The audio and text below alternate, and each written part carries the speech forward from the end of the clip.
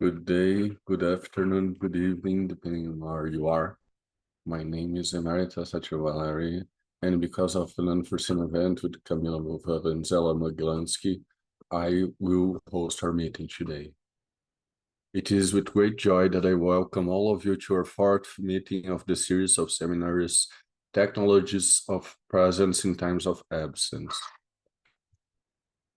I'd like to start by giving thanks to the great organizing team, Camila, Esteban, Lilian, Ivanilson, Tatiana, and Rafael.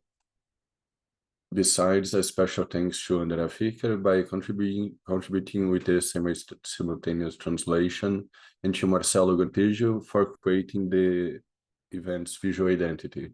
I'd like to also thank the Federal University in São Paulo, our research nucleus of research in health and substance use, so CAPES Print and Mata School of Phenomenology for the support. Before I go into the theme of today, I refer to some logistical aspects. We have a simultaneous translation to English for who is in the Zoom room. In the chat, you'll find the instructions to know how to access it. Now I'll speak in English. We have simultaneous translation to English in the Zoom room. To access this, in the bottom right-hand corner of your screen, you'll find the interpretation icon, which looks like a small globe. Click on it. In the pop-up window that appears, select English. We also post these instructions to the chat. If you have any problems, you can ask some of the members of the organizing team in the chat. Regarding the dynamic of the discussion, there are two possible ways of asking questions.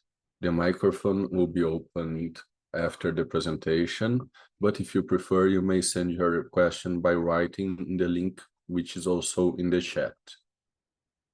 In case you have any doubts, get in touch with our organizing team, which can be found by the word equipe/team in their names. Now let's come back to the point of this series of seminars. In a time where we face several global challenges, such as climate crisis and environmental crisis without precedents, wars, humanitarian crisis, and political turbulence, we think it is imperative to reflect about the potential of present technologies to face these challenges. The term technology usually brings to mind images of computational advancements, digital devices, virtual spaces, and artificial intelligence, which comes on different aspects of our lives. Although they are benefic in many aspects, these developments cannot solve the urgent problems we solve. Instead, many times they make these challenges even greater, such as aggravating the climate crisis, impacting mental health, and increasing political polarization. Recognizing that the destructive or constructive potential of such technological developments does not depend on technology itself, but on how we use it.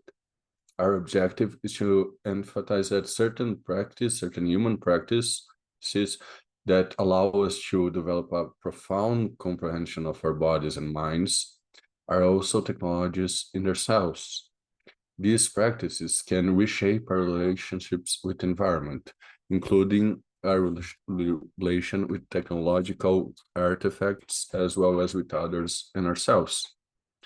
With this understanding, we define technologies of presence as the set of practices and knowledges which deepen our involvement with our own experience. More specifically, in this seminary, the notion of presence technologies includes ancestral methods of interacting with our environment and body, psychophysical trainings associated to artistic practices and somatic approaches, meditation and movement practices, therapeutic techniques which engage sensorial perception, and research methodologies which are centered in the lived experience. So the point of this seminar is to give a platform for the interdisciplinary reflection regarding these present technologies. Some questions that serve as an axis for this reflection are: what does presence imply in terms of attention, experience, social, and even physiological senses? Which are the characteristics of the practices that enhance them? What do these practices teach us regarding alternative ways of producing knowledge? And finally, what is the relevance of the present technologies in today's time? In the last meeting, Professor Christine Cadwell invited us to take conscience of our movements and of the sensorial motor processes which are related as a way of promoting physical presence. Today, we have the honor of listening to Professor Bas'Ilele Malomalo to inspire us as to how the African spirituality contributes to the material comprehension and spiritual comprehension of time, promoting values such as justice, truth, and solidarity. Prof. Bas'Ilele is a teacher in the Universidade de Integração Internacional da Lusofonia Afro-Brasileira, coordinator in the Grupo de Pesquisa África-Brasil, expert in the Harmony with Nature ONU platform, and founder of PERC&2, African School of Promotion of Science and Spirituality, African Science and Spirituality. And he is also a great partner of our research. I give a great thanks to Professor Bas'Ilele for being with us, and I give a thanks to everyone for being present and participating. So I'll give the floor to the professor.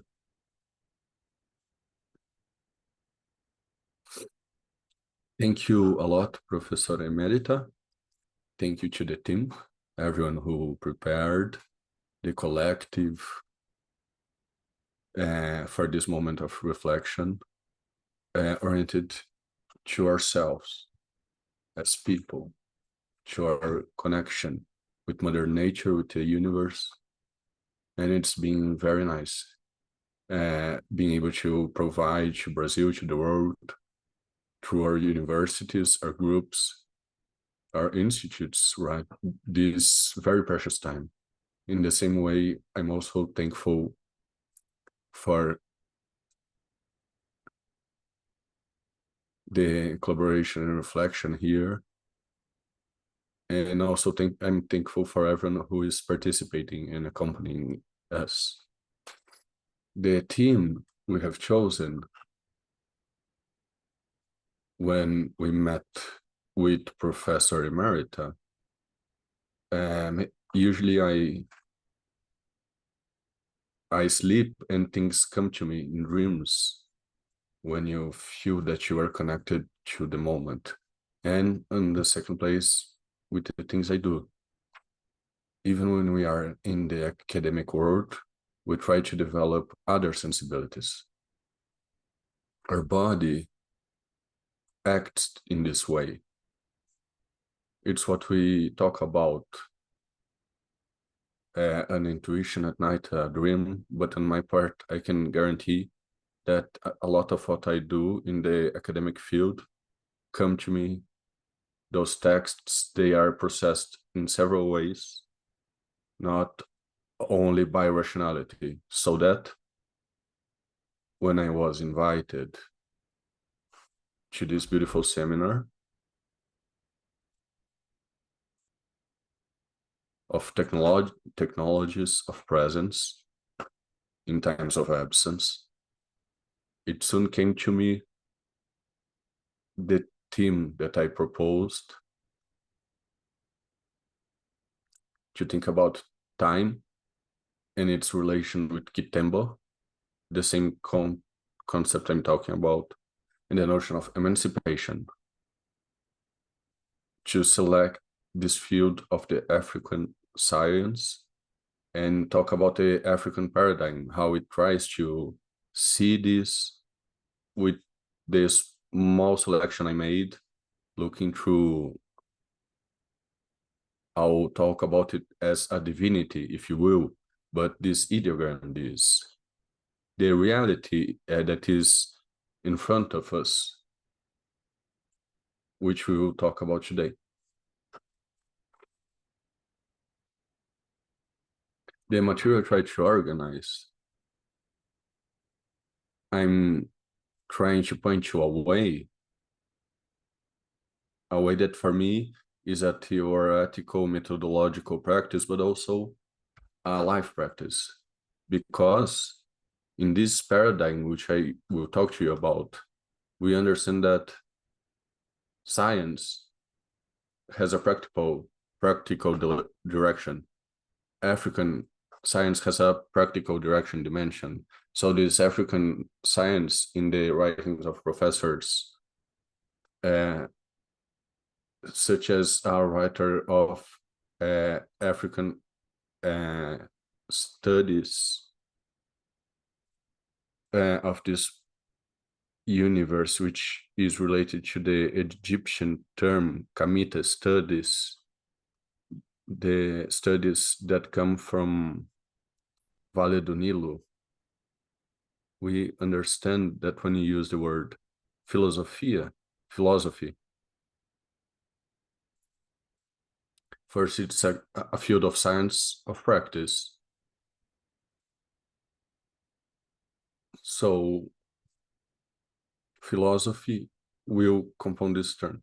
I'm talking specifically about this work, this book, The African Philosophy in the Pharaohs period of 2780 to 3300 before our time. Another work that is guiding me is from Chikanta Diop, Civilization or Barbarism.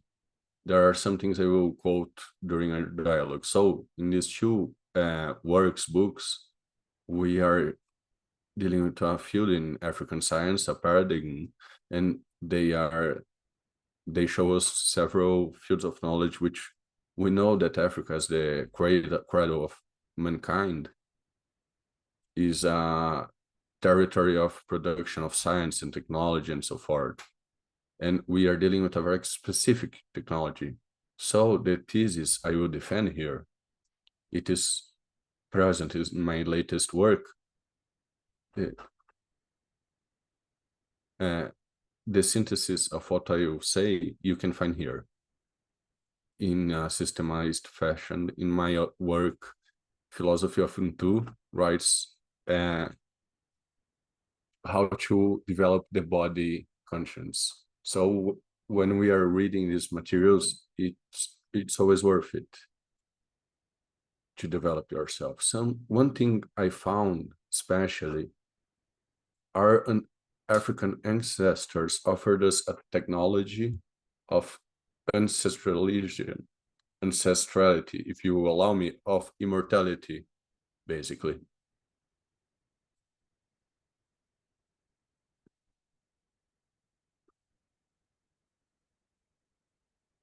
So now coming to the practical science which allow you to reach this, what is the way I'm trying to follow? In this communication, I've included the dimension of time and Kitembo for emancipation. Some things I've been reading, some works I've been reading, if you observe well, given time as Kitembo is a word from the Bantu civilization. The words from the Bantu civilization, Kitembo, this from Edible Marie, he gives us the clue that tempus, from Latin, comes from the African languages in this sense of time. You can search here in this work. There is a larger work available in ebook regarding more elements. there are several words from Latin as well as from Greek, which are African words, several words. They come from the presence of Greeks and Romans in African soil, to the point that we know that society owes to African science or natural sciences, human sciences, to a point. But you know the history of Rome, of Greece, you can understand this. So the word time and Kitembo are a word that is a word that has a common root. So tembo has to do with the Kitembo for an elephant regards the capacity of memory that elephant has. But we have another word, which is tango, which also means time.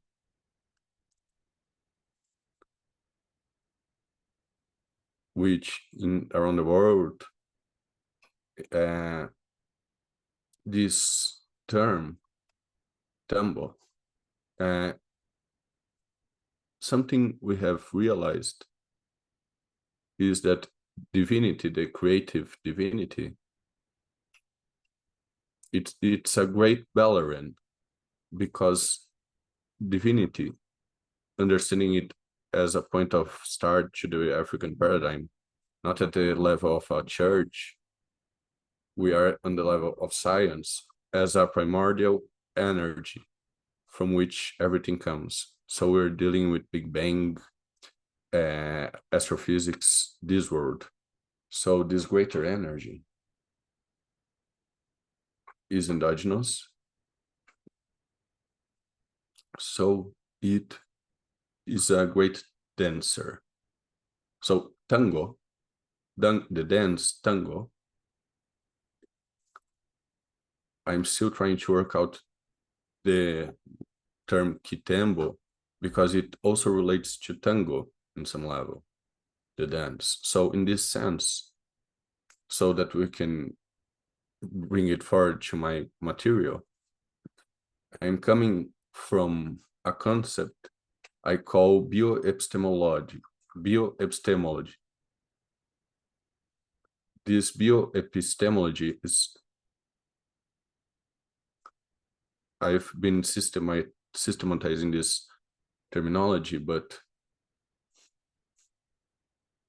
regarding science as everyday life, as a priest, as a therapist,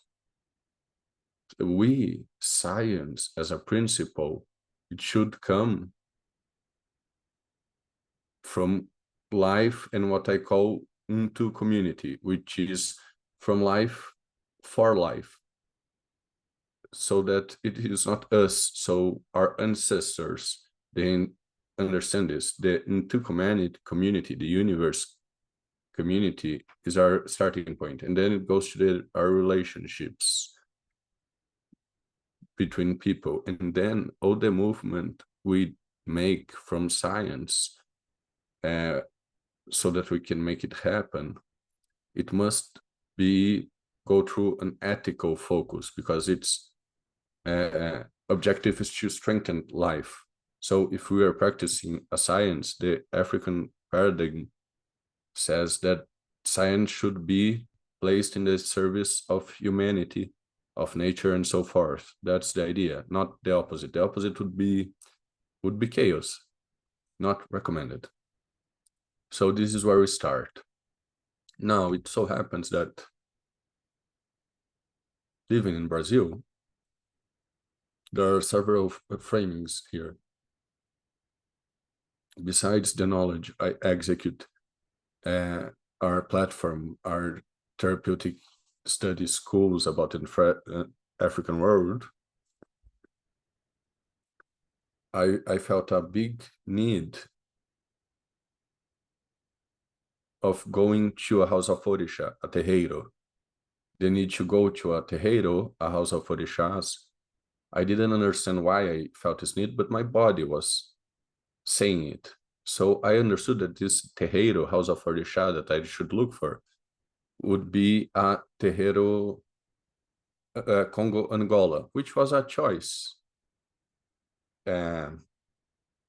between several African cultures, which are all important to the scientific technological patrimony, but I wanted very much to be a part of the universe, the language of Congo Angola. After all, I ended up in a house of orixá, terreiro of Congo Angola in Salvador, and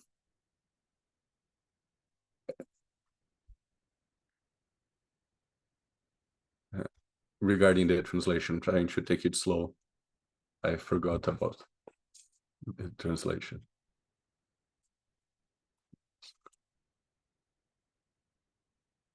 So, in the terreiro of Congo Angola tradition, one of the divinities, Kutuamba, e Kitembo, the divinity Nkisi Kitembo, which is its name, it is a flag. The symbol of the divinity is a flag. So, Professor Emerita, can we show the flag? So the flag, the font, I picked it up quickly from the internet, but the person who did this photo, Sydney, who edited the photo, he posted this, which I picked up in the internet, and he's Sydney Grana, and he's explaining that time is Nkisi, king of Angola, who controls the seasons, climate, and time itself. So the wheel, the white flag, and the ladder are the main elements which represent it inside the cult. Inside the cult, one of the main energies for the existence of everything, Kitembo. Without time, nothing changes, nothing grows, nothing happens. Without doubts, Tateto Kitembo is one of the most beautiful gods. Ela tempo kiwa Kitembo, he writes. So the name of this divinity is Tateto Kitembo, which rules time. Now, if you can go to another image,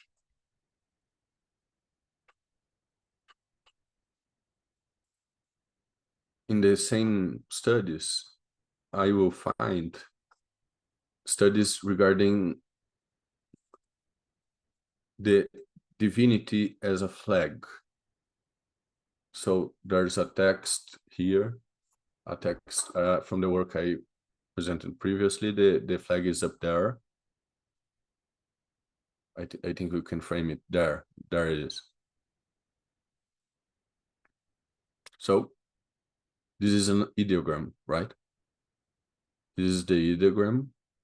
Ideograms are languages, right? But they are languages which were spoken in Nubia, in Egypt. Now, several studies, new studies, follow the line of a comparative method of taking. This comes from ancient Egypt, but the name today that we have recovered is Medonede, Medoneche, right? So Medoneter means the divine word. So the holy text of hieroglyphs, which the professors will they burned Alexandria's library thinking that everything would go away, but it happens that our ancestors, they wrote between them. And this material, we have been recovering it. The material which was spilled by the Occident, but today we can see it. The studies of European Egyptology, comparing it to African Egyptology. So there are comparative linguistic studies focused on semantics. So he would talk about Middle Lapter, Copta, Guarov, and Bablut as languages. So you can see common points between these words. And with that idea of humanity and diversity, cultural within the continent, newer studies talk about the Kuma method, which instead of studying ideograms as in the Western world, which seeks to find, in the Western world, they look to find a certain alphabet, which then leads you to a certain sound, and it takes you to words which have nothing to do with the origins. So his perspective, this study's perspectives, comes from researching these languages, relating them to African languages. So one of the questions he asks is, even translating what he says here, we take the sign, which is a ideogram. This is a sign which refers to idea. It refers to idea, to a word. The word is necessarily Ethiopian, which is also known as Sub-Saharan Africa, Black Africa, Ethiopia. So he refers to the African continent. Okay. This word is necessarily Ethiopian in origin because its characters remind us of Jodori, the original sound of Ethiopia. Now, talking about a language, Ethiopian, he talks about Lebasa, which is a language spoken at Cameroon. In this language, the flag is called Nyung or Nyunge. This word has a relation with the idea of divinity in the Ethiopian world. The answer is yes. We see, indeed, that Epasa, Nyungi, which is the flag, is a phonetic variant of another language, which is the Yao, in which Nungu, which means God, this in Malawi, Tanzania, and Mozambique. The Ethiopian languages present us a series of related to this meaning, Nungu, Nyungu, Mulungu, and so on, to the end.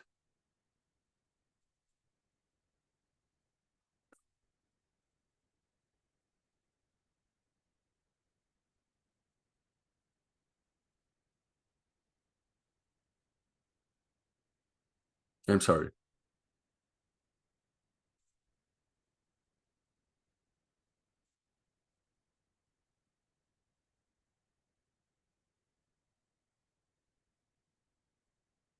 Well, so this is the Kuma method. If you look, sometimes he takes 50 African languages and asks, what does this ideogram means? So we have several variations, and within these variations, the concept enhances. So to sum it up, what appears as a flag is a ideogram that means flag, but it also means X, I believe. But let's let go of the X meaning and let's stay with the flag meaning. So you can remember the flags in the houses of Orixá, the terreiros de Candomblé in Brazil, which represent divinity. But in the first moment, the flag, it means that it relates to the changes in seasons, and seasons are related to time, right? So could you go forth with the presentation? Okay, thank you. When we go to the House of Orixá, the Terreiro de Candomblé, these places, they preserve the meaning of Kitembo, of time, as a divinity. But a divinity to us, Kitembo, summing it up, is the creative force. So you have to go back to the African science, where we understand that before the world we can perceive, there was a pre-existing matter, some sort of initial energy, which is very related to the Big Bang. Now I'm reading an author who talks a lot about the Big Bang. I'll come to this point. Fukuyama. I'll come to him soon. So from this point, what's left for us? Time is related to changes to seasons. It's related to the primordial energy from which everything which exists came into existence. But now we are talking about technology. The technology of the present, in the time of absences, which I'm saying, what is the path for emancipation? I'm saying the path for emancipation is the reconciling with ourselves. So what we try to do, I have done a lot of work around the academy. I have given a talk about venerable ancestors in the African world, and I was asked about the work we do. And one of the things I said is that in the conception of science, of spirituality, of theology that we have, the work that you do, I'm a professor. When I'm in the academy, I'm in the teaching room, classroom. That's where I exercise my spirituality. I don't want to convert anyone. I'm just talking about life, about how to relate. That's basic. I can have people from all tendencies. I have had a Nazi in my classroom. There was a Nazi there. He didn't reveal that he was a Nazi. It was Brazil, those far-right guys. This was a long time before the extreme right came to power in Brazil. But he came to my classroom and was quiet, and at times defended some things. He quoted some things. And I, as a professor, debated with him, but I stood firm on what I believed. But he would reveal himself as a Nazi together with another teacher. When they had an interview which related to the impact of African studies to the bodies of white people. So all the time, this student would wait to reveal himself as a Nazi with the teacher. He referred to the other Nazi, the one not in Brazil, but in Europe, who killed a lot of people. But what do I mean? Taking aside this person, which is of no interest to me, is that we we understand you live your spirituality acting from your convictions. So a professor, a doctor, a psychologist, any work we have, it comes to presence. This is what I want to talk about, the dimension of presence. But holding our presence is holding the mission we have. This is what I want to say. So this in the African world, I will double down on this in other charts, other talks I will establish, respecting our time limitations. Please, Professor Emerita.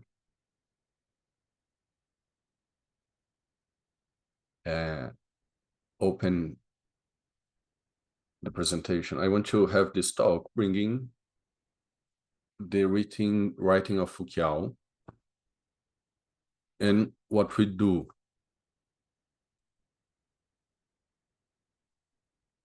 This material, it relates to the Bakongo cosmogram, which I took from the work of another person, but everyone is inspired on Foucault, which was recently translated. It was in English. So we have several themes. What does this have to do with time? This relates to time because through all of the material I have gone through, I can start here with Chibubari. We know that the Africans were the first to invert the calendar. This 365-day calendar we follow is African. So mathematical computation of days, weeks, years, this is African, right? So I'm talking about science. I am not going into these details today. This is for another day, but just to say that our ancestors invented the calendar.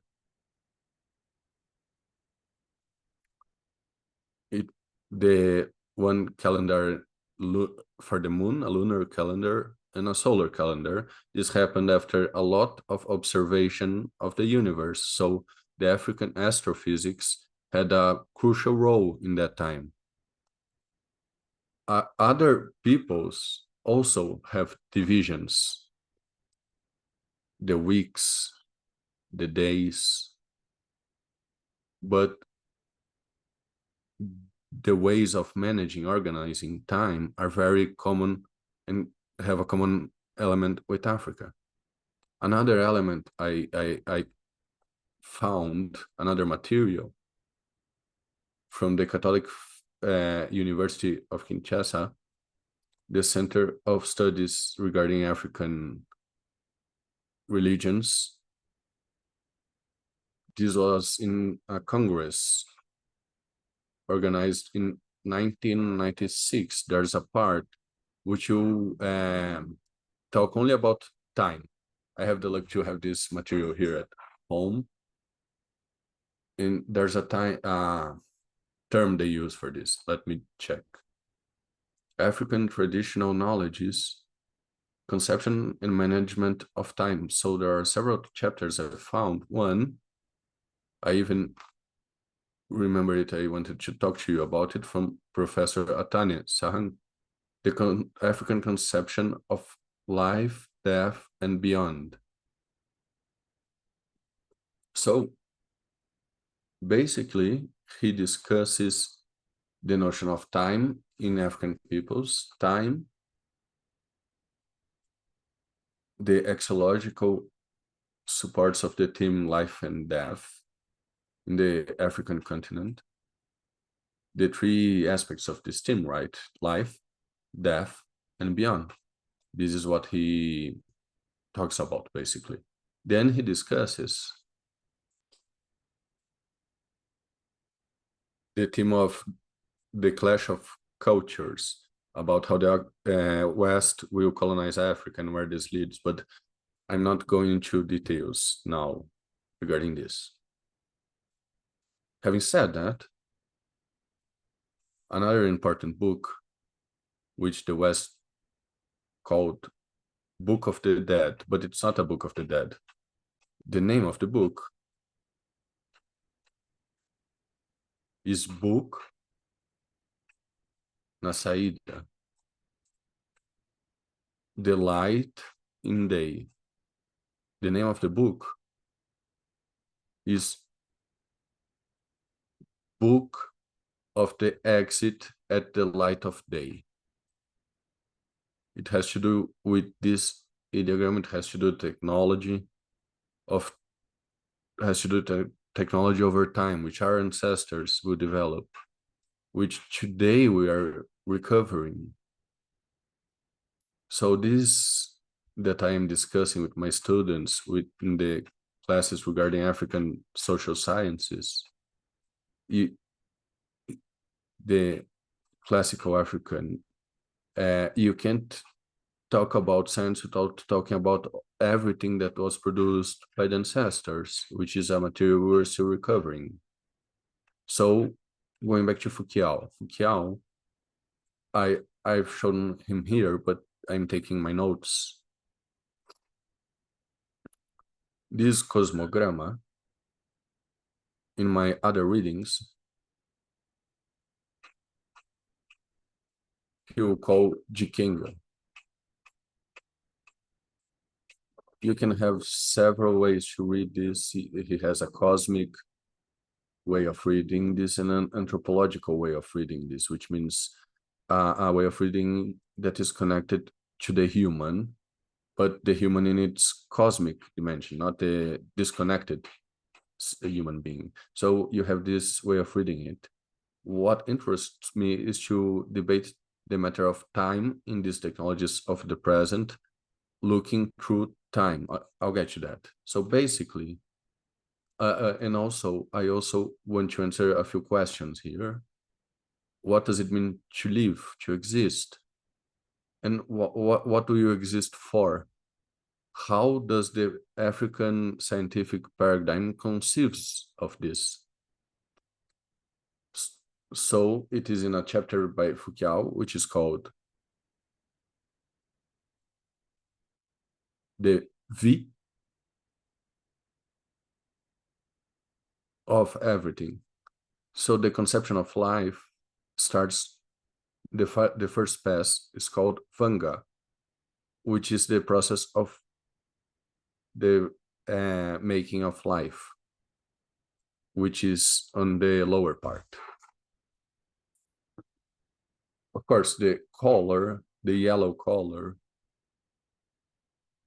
Musoni, when it becomes Musomi, there comes movement, which is shown by the black ink, the black color, which refers to the chemical aspect, the brute aspect that contains life, potency, emotions, identified by the color black at the right.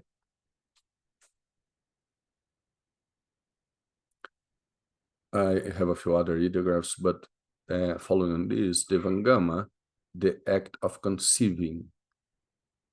Foucault, he's starting from the point that every living being is a small sun, and this sun grows, this sun. So it relates to our growth as a sun. The second step, the second V, is the aspect of existence of the Kula life, the entry into the physical world. So when you enter the physical world, Kala means existence. In other graphics, maybe the color would be yellow because the sun has already risen. So in the black color, the sun is rising, In the yellow color, the sun should be risen. And in this moment of the color is where the human community receives the speech, develops the speech, and the power that we have for building, for other things. And the third V is Avanga. Vyanga is the phase in which the human being finds himself in the stage of Tukula, which is colored red. This is the stage of creativity, of maturity.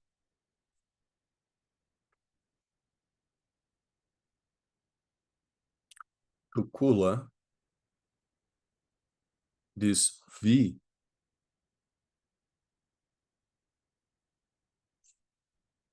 being a human person at this level, it means the level of leadership, of great creativity, what is expected by society.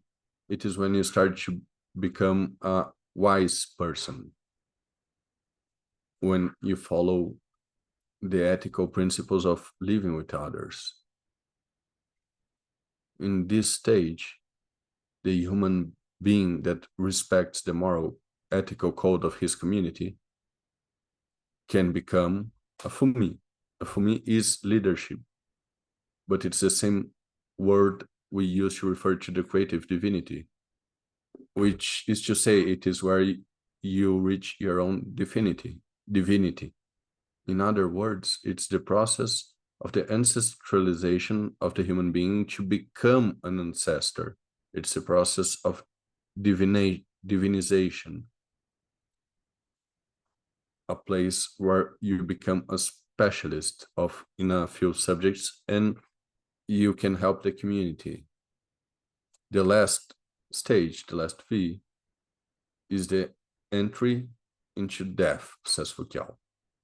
In this stage, you enter the phase, the Luvemba, which is symbolized by white, which is related to white as light. Do you remember the book? The book of exiting in the light of day. It refers to the sunlight. So now you will shine. You will shine, but in the spiritual world, not the physical world. So when you make your passage, you have achieved your mission in Tukula of leadership, of creativity. So here, Fua has a few elements. Foucault says it is the stage of repose in the world of pure energy. Here, depending on how you lived your life, both in Tukula and Kala, if you did really respect the code of Maj, remember, Maj is harmony, justice, truth, reciprocity.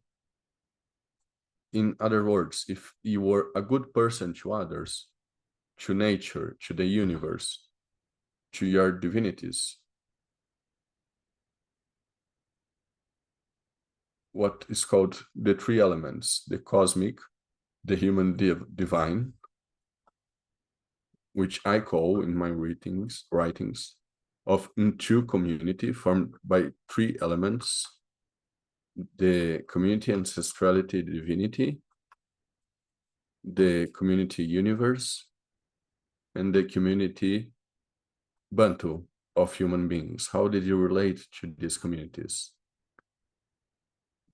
This has to do with how you have related with yourself as well. Taking into account these principles, you, when you are in the Luvemba stage, in the Luvemba world, you can become an ancestor, which Foucault calls of Kuyo. And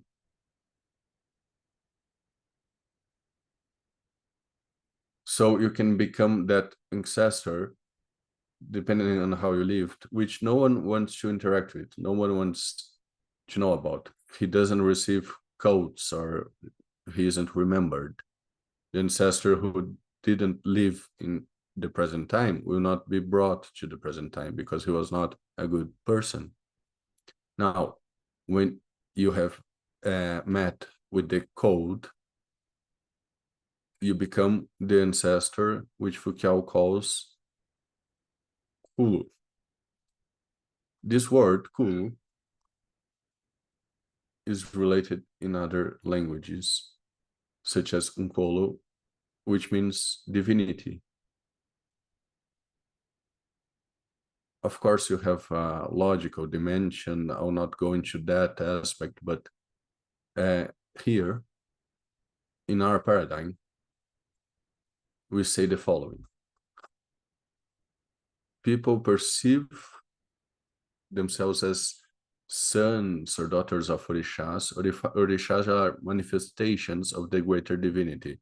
So this manifestation, the Orisha, you become your own Orisha. It is like a reconciliation in the vibrating energy to which you belong. So in the world of Ipemba, it is a tremendous force. If you have managed, if the book in the book Exit in the Light of Day, this book, it is very beautiful to see in this book when the person is being judged. The dialogue with the divinity is the most beautiful thing. It is an African text regarding the life in beyond. So other elements I work, and here, Professor Emerita, can you take it up? There's another image. So you can see that this cosmogram is slightly different because here it follows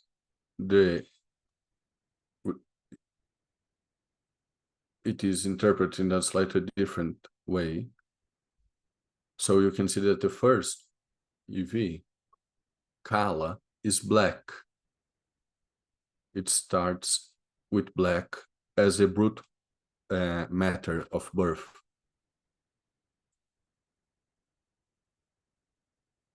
So the world of Mpemba is not only death. Death is for us life, right? Another life. But now, as I said, you can become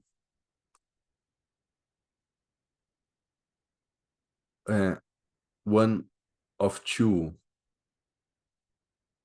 You can become one of the blessed ones. The Bible has only copied what Africa said. So becoming a blessed one, it refers to a living being with a strong energy potency. So you have a vibration which you can reflect into your descendants, to your lineage. That's what I want to talk about. So the word Mpemba, he found another root, P-A-M, which means to exit and to arrive. Mpemba is the arrival into the world of pure energy, right? But Mpemba, in my language, is called Mpembe. And it also means shock, or white mass that is related to light. But you will transit through ceremonies that we do of 7 days, of 40 days, so that your energy can be free, so that you are not strained to the physical world. So that's basically it. This, what I find here, the matter of time, but looking through the perspective of Foucault. Of course, here, I'm working in a metaphysical dimension, what Bengal would call the time has a trans-empirical dimension in the African conception. It is trans-empirical. You can see both worlds, right? The physical world, the world of Mpemba, and the and the spiritual world, which is the world of Mpemba. We're close to our time, but if you can go to the next image. So here, that's fine. This is basically what I said before of the Congo universe. Foucault reminds us he learned in initiation school, the Lemba, this is taught, and this is what we learned in the schools of life. It is to know how to deal with time, with the elements of nature. And it is this that the contemporary African schools are trying to recover. We also have this. It's not just only meditation. I call it committed meditation, but it's not only meditation. When I talk to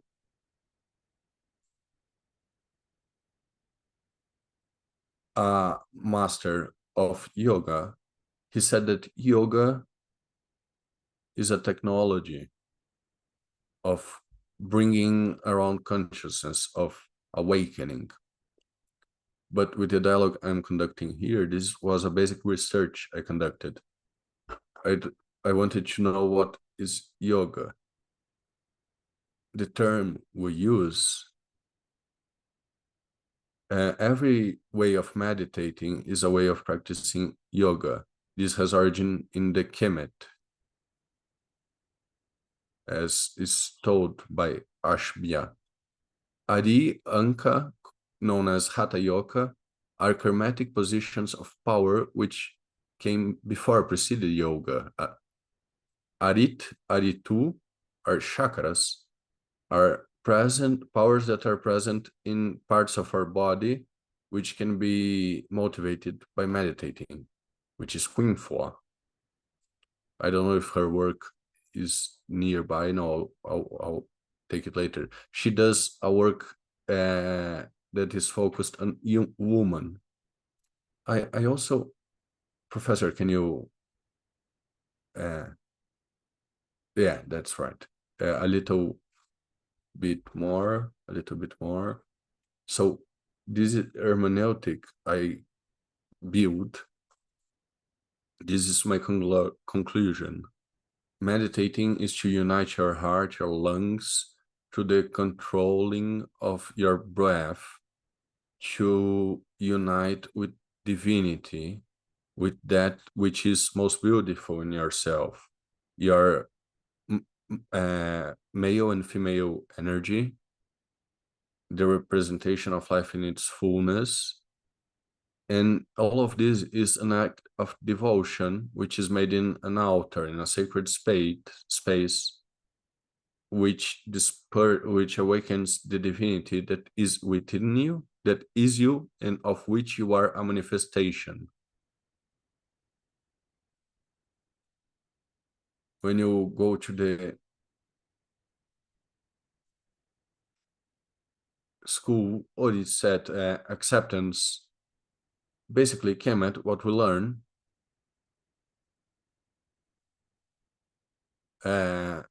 Osiris, basically regarding Osiris, what the book that I've quoted, The Exit of the Day, the character, he sees himself as Osiris,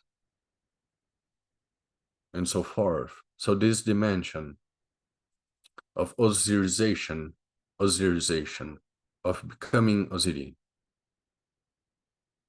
of becoming Oset, when you become your own Orisha, when you reconcile with the vibrant energy that is within you, this bringing into yourself the present and living the present in an intense manner. Meditation here as I was saying, it is not only closing your eyes. Remember the example I give it in my classroom of having consciousness of what I am doing. So, to conclude, sometimes when I wake up, my daughter wakes up, but she has to eat. So instead of focusing on my altar and praying, I have to feed her. I have to feed her with all my love. It's a very simple example, but someone will believe that no, you have to meditate, close your eyes. That's great, you need it. But spirituality is also practical, at least as I understand it. When I have something urgent to attend to, I take my focus there. I will not distract myself. But there's also the moment where we have to take our foot off the pedal. That's also important. So there will be a time to pray. There will be a time for that, and a time to prioritize what we have to do. So basically, I think this is the way I can say it. All the cosmograms I've showed, this is the circle of Kalumba, of Osabi, of time, the circle of the creative divinity. Well, thank you very much. We can go on to the chat.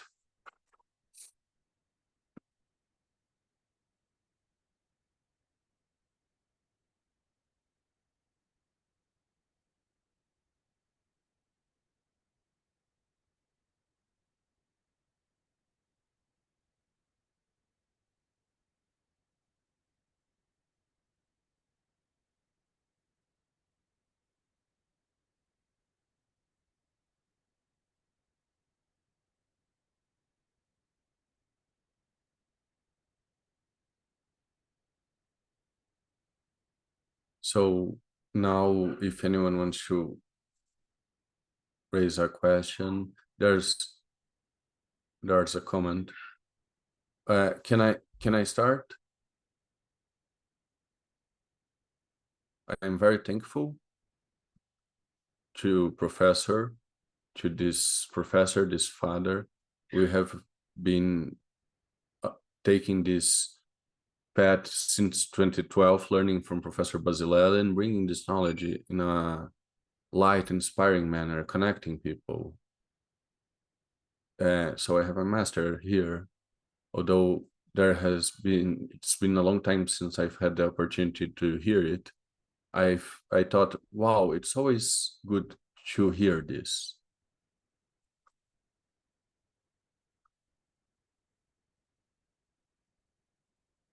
The audio seems to be cut.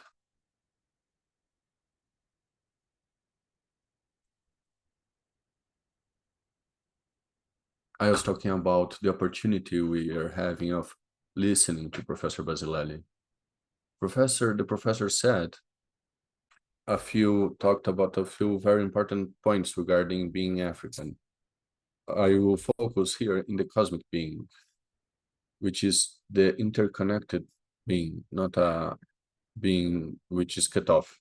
This is the African perspective. You deal with the community, with nature, with the neighbor.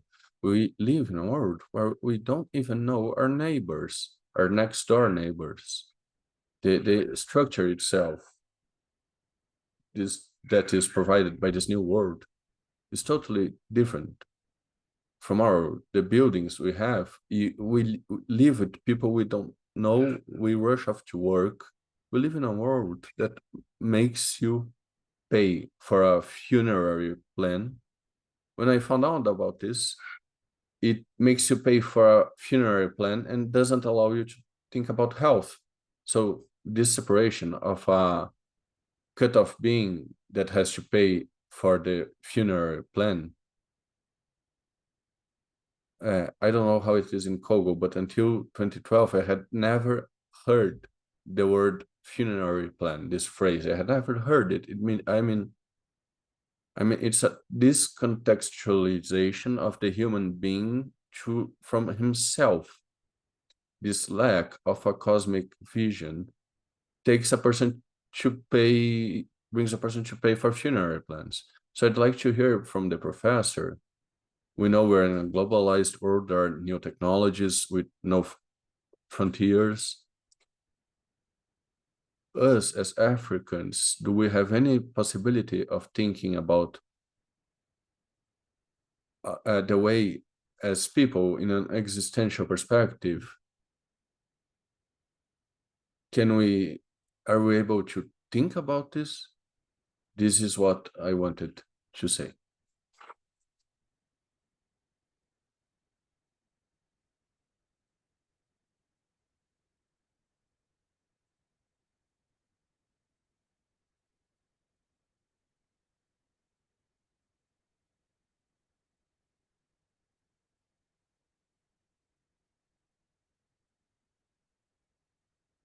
Uh,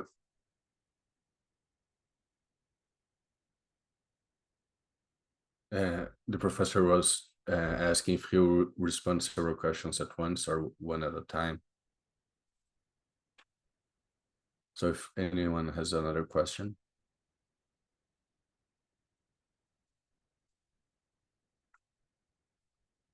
Well, thanks a lot, Professor. I have the feeling that there are a lot of layers of infection that are brought by our presentation. And in the last maybe years, more strongly for the last months, I've been trying to work through the investigation of this process, this master, which is time, this God of time. And from my practice, I've identified a lot the way in which it operates in our society, the Western society, the consuming and productivity society. Time, to me, is no longer a God and it has become a devil. I feel the urgency. I feel the hurry. Living life in this rhythm is extremely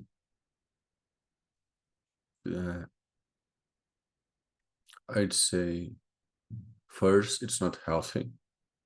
From a more basic place, it's not healthy. And secondly, it produces violence. It is very connected to violence of what even Nilsson talked about as a cosmic being, we being cut off from other beings and cut off from seeing ourselves as nature. But beyond that, I see that a great challenge in my practice.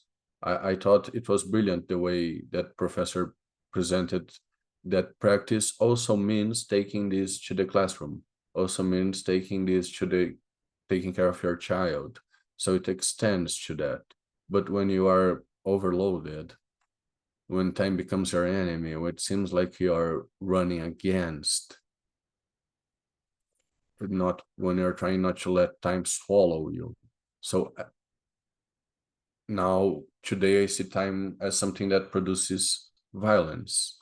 And I'd like to hear a little bit about these thoughts that I've been having, how to live in this society, being adapted, being accepted, being a mother, being a professional with a career, being a daughter, a friend, a neighbor. How do you fuel these roles at the same time as I feel that I can't be in these places because of this urgency of life? I don't know if I'm clear. I'd also like to open the opportunity to others who'd like to speak. I see that Maria Cristina made a comment. And Tachi also. Maria Cristina says, Professor, what is the power of the word in the African religion? How does the word, the verbalization, connect with the physical and present worlds? And by chance, does the word timbingwe remind you of any religious term? My grandmother called the spirits of the misbehaving childs, like that. And Tatiana asks how Kitembo can help us discern what is urgent from what is not urgent, which I think is related to my own comment.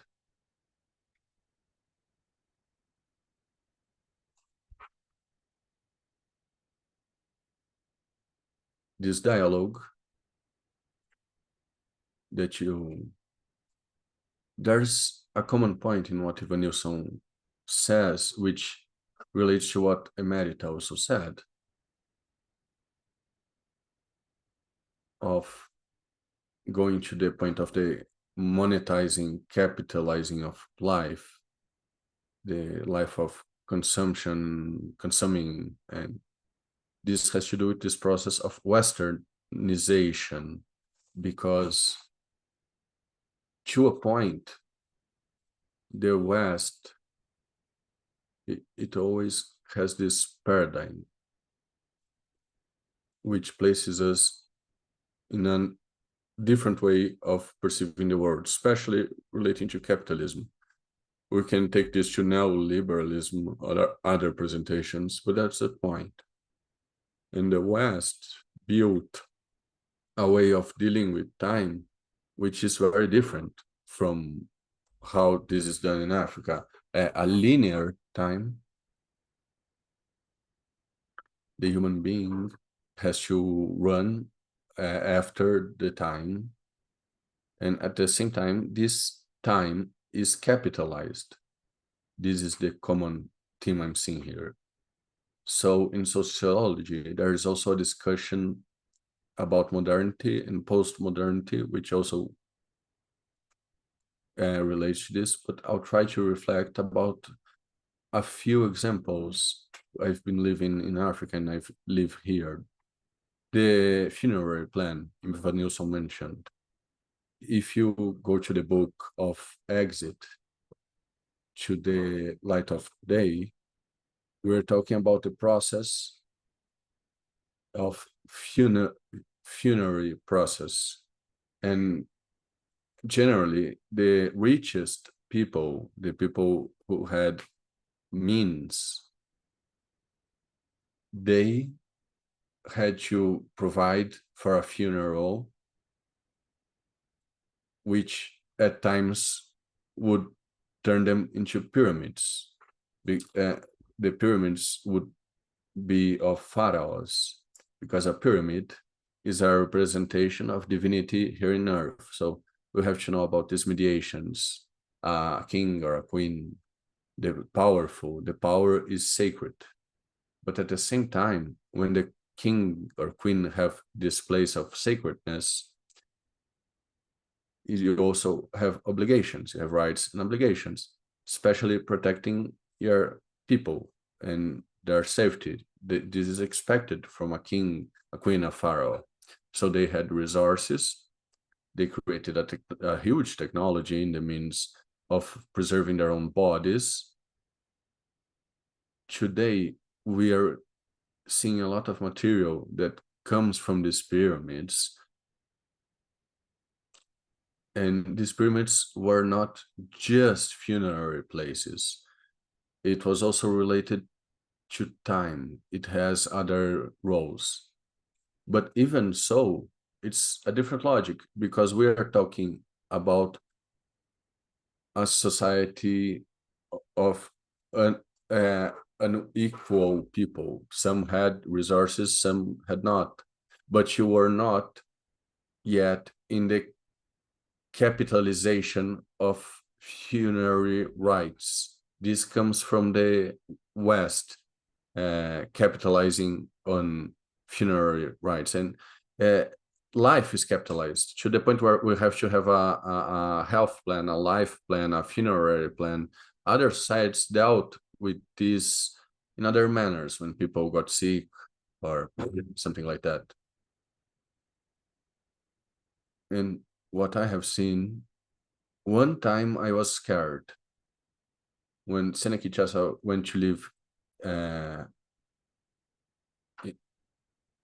from 13 to 23, Kinshasa had moved. I went to the funeral of an aunt. The way people dressed, I was coming from the country. I was scared because before you went to a funeral in a simple fashion. Today, everyone goes well dressed in a suit. In the African traditions, it's become a party, the funeral. In the African tradition, the celebration came afterwards. First, you cried and you interred the person, and then you celebrated life.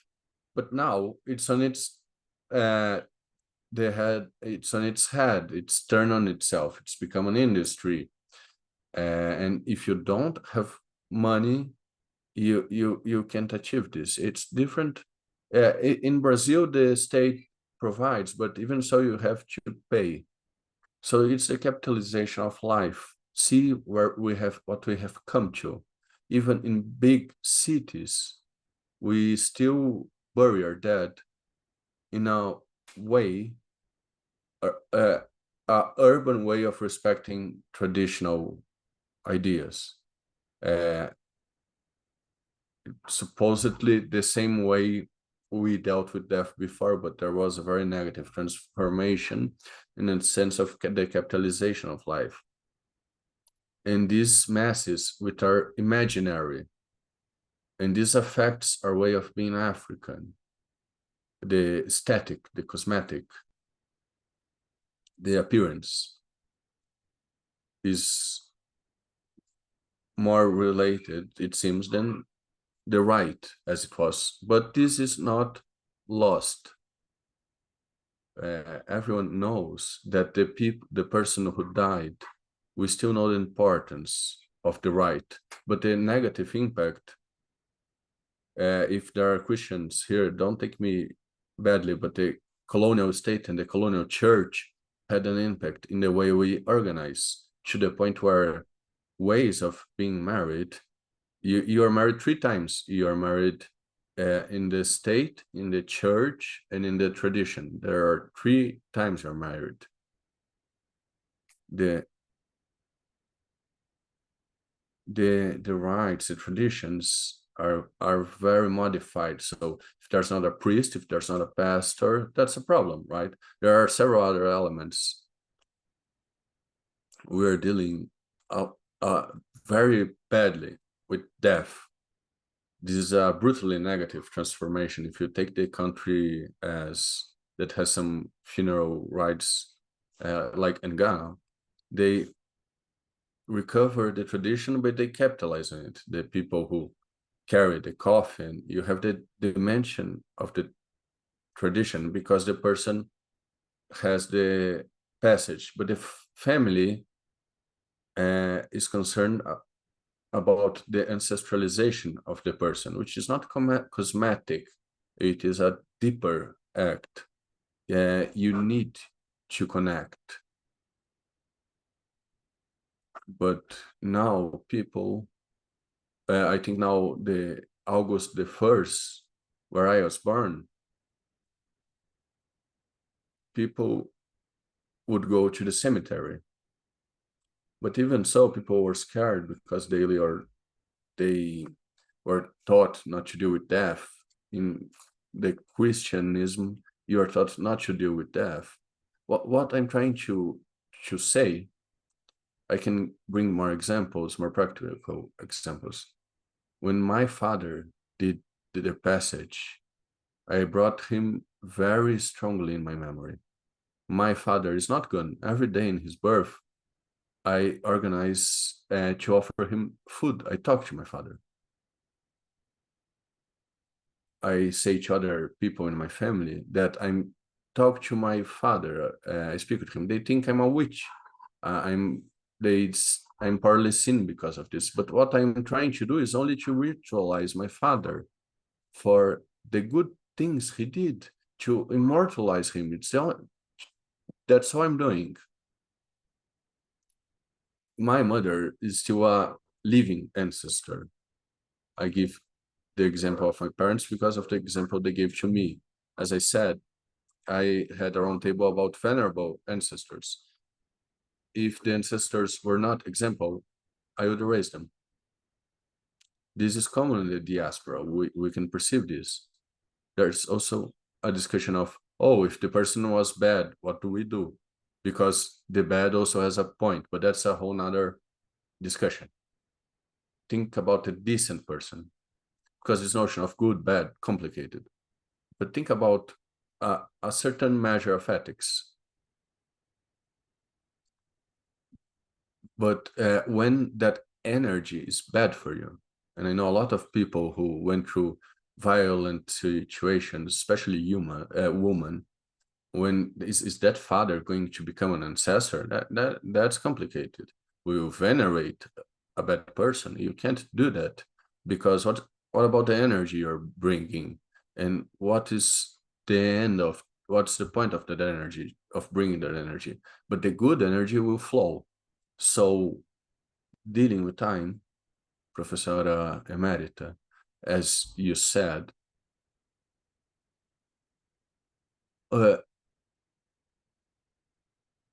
I want very much talk about Latouche, a small treaty of serene growth. I know there's a whole literature of how to deal with this, but Latouche comes to mind, his theory of degrowth, serene degrowth, how to reconceptualize, restructure, and redistribute, relocate, reduce work, you know. He's applying it in reality. This aggression towards nature, all of that, the climate crisis, he gives a few steps. Serge Latouche, it is really good reading. But among us, or if we can go to experience, I write this or I write that. I did the choice.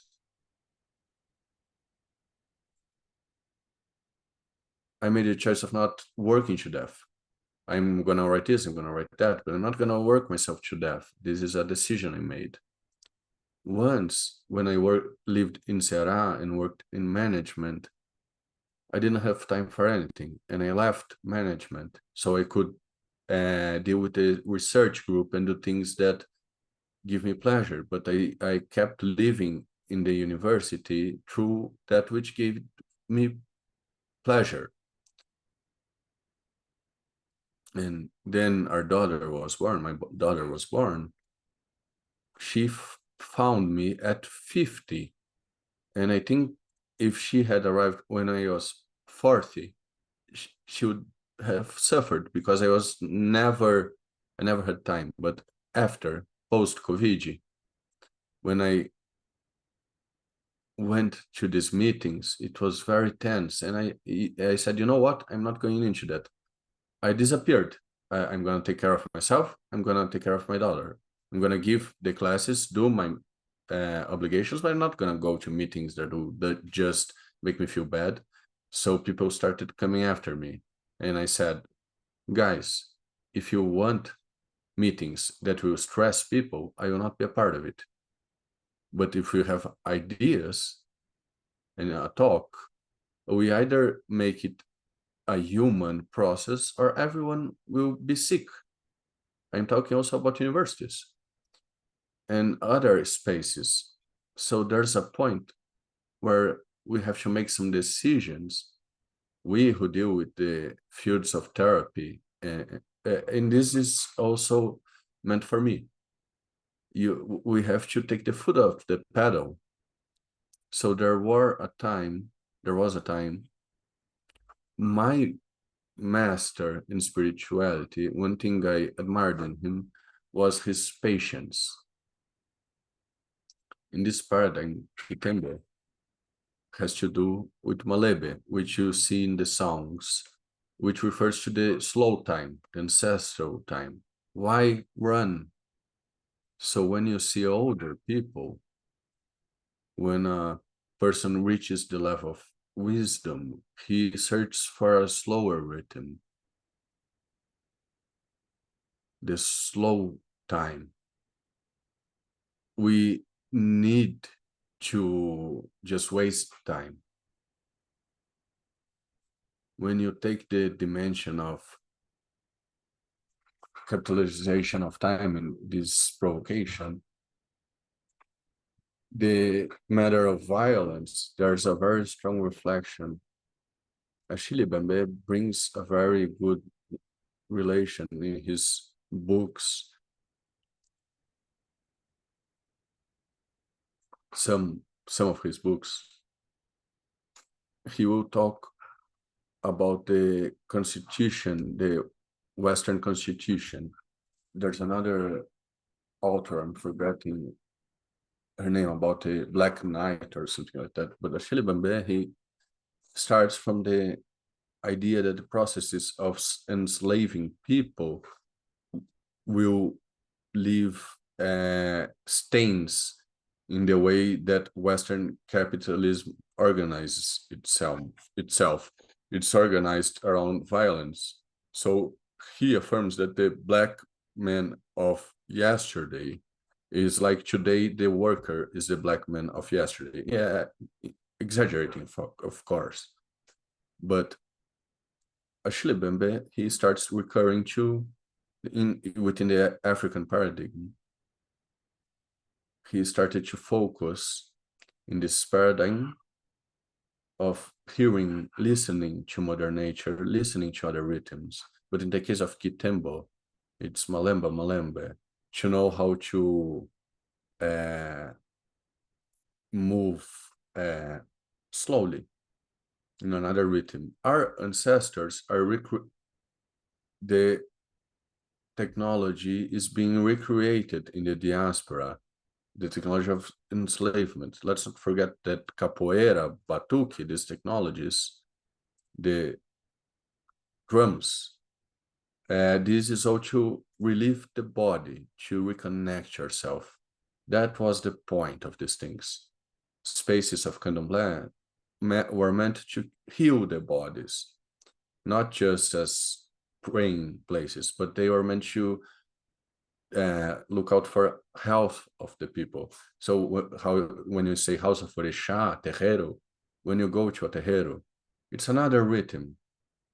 Time is not, there's not a rush that comes from the machine of the capitalism. It's another time. But what you do, know that this time also exists and look to how to appropriate this time in our daily practices, in the things that we do when we talk. And this is one of the hints we give. Start dealing with the present and start noticing things. I'll give you another clue. I don't know if I already answered the questions. I think I did.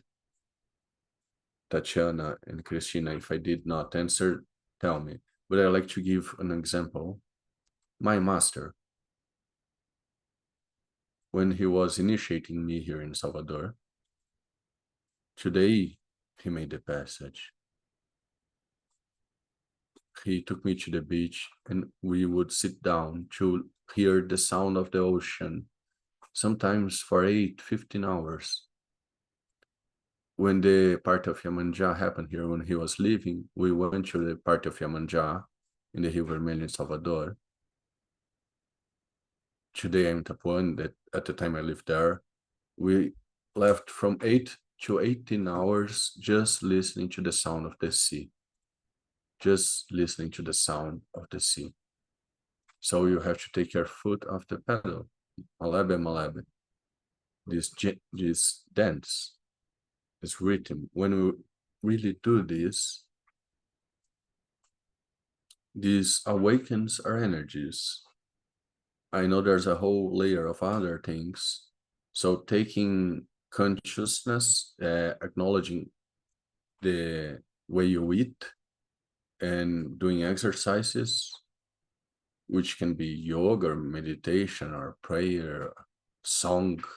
There are several technologies available which we can use. Being in groups at times, it helps.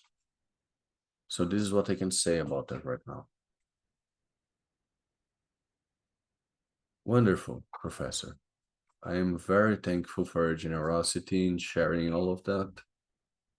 I think, as I said, there are a lot of layers, and I think they reverberate with us for a while.